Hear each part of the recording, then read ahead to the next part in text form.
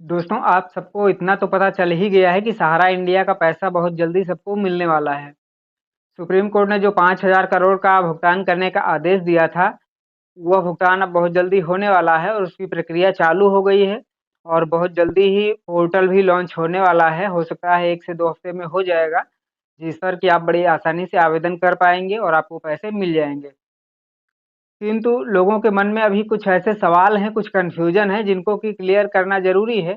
और लोगों के मन में है कि पता नहीं इस वजह से मैं आवेदन कर पाऊँगा या फिर नहीं कर पाऊँगा। तो कई कारण ऐसे हैं, तो आज इसी विषय पर बात करने वाला हूँ कि किन कारणों की वजह से आपका पैसा रुक सकता है और क्या कारण हैं जिनको आपको ध्यान देने की ज़रूरत है। और कई कन्फ्यूज़न भी हैं, कई अफ़वाहें भी हैं, तो सब कुछ आज मैं स्पष्ट करने वाला हूँ। नमस्कार, मैं हूँ आपका दोस्त रामराज और अगर आप चैनल पर नए हैं तो चैनल को सब्सक्राइब करके बेल आइकन को ऑल पर सेट करके रखिएगा, क्योंकि इस चैनल पर मैं ऐसे ही इन्फॉर्मेशन वाली वीडियो चलाता रहता हूँ। तो चलिए शुरू करते हैं।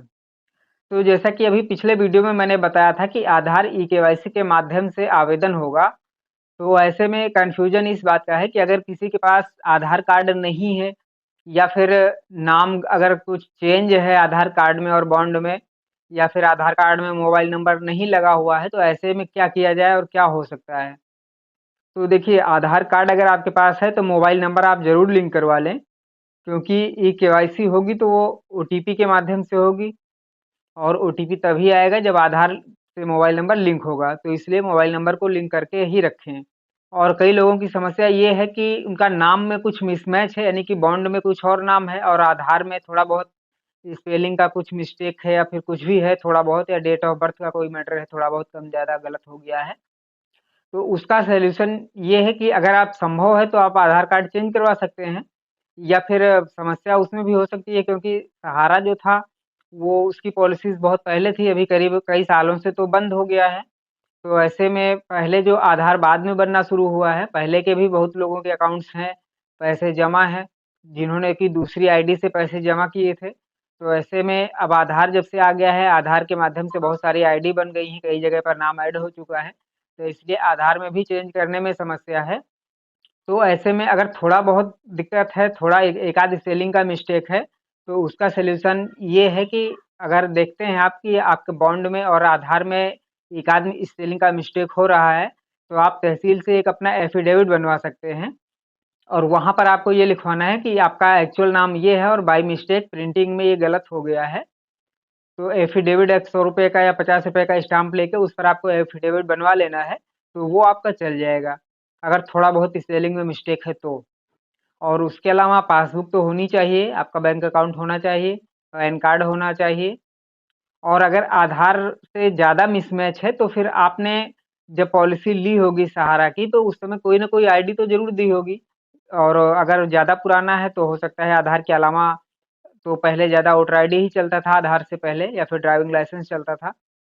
तो जो कुछ भी आईडी आपने पहले दे रखी थी, उसको आप सँभाल के रखिए। अगर नहीं है या फिर उसमें कोई प्रॉब्लम है, तो उसको आप रेडी करके रख लीजिए।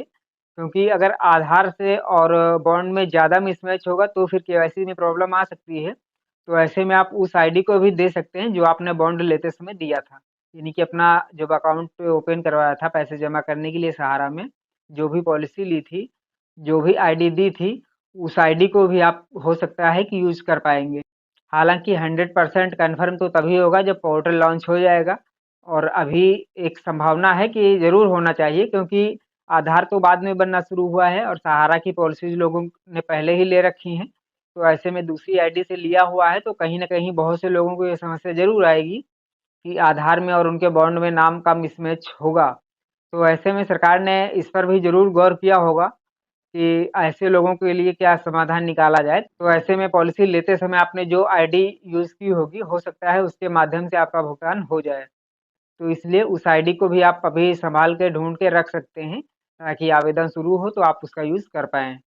इसके अलावा अभी आपको थोड़ा-सा इंतज़ार करना है, पोर्टल लगभग बनने ही वाला है और हो सकता है जुलाई में पहले हफ्ते में या दूसरे हफ्ते तक लॉन्च भी हो सकता है। क्योंकि काफ़ी हद तक प्रक्रिया पूरी हो चुकी है और जैसे ही पोर्टल लॉन्च होता है, आवेदन शुरू होते हैं, तो उसकी जानकारी आपको वीडियो के माध्यम से मैं तुरंत दूँगा और आवेदन का लाइव प्रोसेस भी आपको वीडियो के माध्यम से ज़रूर दिखाऊँगा, ताकि आप आसानी से आवेदन कर पाएँ। और उसके पहले आपको सावधानी ये रखनी है कि फ़ोन पर आपको कोई भी ओटीपी नहीं देना है, क्योंकि अब ऐसे में फ्रॉड भी कई तरह के शुरू होंगे, जहाँ पर कि बोला जा सकता है आपसे कि आपका आवेदन ऑनलाइन होगा और ओटीपी की ज़रूरत पड़ेगी, आप ओटीपी दीजिए, या फिर सहारा से ही फ़ोन आया है या फिर सीआरसी की तरफ से फ़ोन आ सकता है आपके पास। हालाँकि एक्चुअल में कहीं से नहीं आएगा, लेकिन ये फ्रॉड लोगों के फ़ोन हो सकते हैं, तो आपको सावधान रहना है और गलती से भी कभी किसी को ओटीपी नहीं देना है, ना ही बॉन्ड देना है ओरिजिनल, अपने पास सँभाल के रखना है। और जैसे ही आवेदन शुरू होगा तो आपको ऑनलाइन ही आवेदन करना है और पैसा भी आपके अकाउंट में डायरेक्ट ऑनलाइन ही आएगा। तो इसलिए आपको ध्यान रखना है कि आप किसी फ्रॉड का शिकार ना हों। आगे जो भी अपडेट आएगा उसकी जानकारी आपको वीडियो के माध्यम से तुरंत दी जाएगी। तो इसलिए चैनल को सब्सक्राइब करके बेल आइकन को ऑल पर सेट करके रखिएगा, ताकि तुरंत आपको सभी जानकारियाँ समय से मिल सकें। वीडियो पसंद आया हो तो लाइक ज़रूर करिएगा, दोस्तों में शेयर भी करिएगा ताकि सबको ये जानकारी मिल सके। तो चलिए मिलते हैं अगले अपडेट में, तब तक के लिए जय हिंद।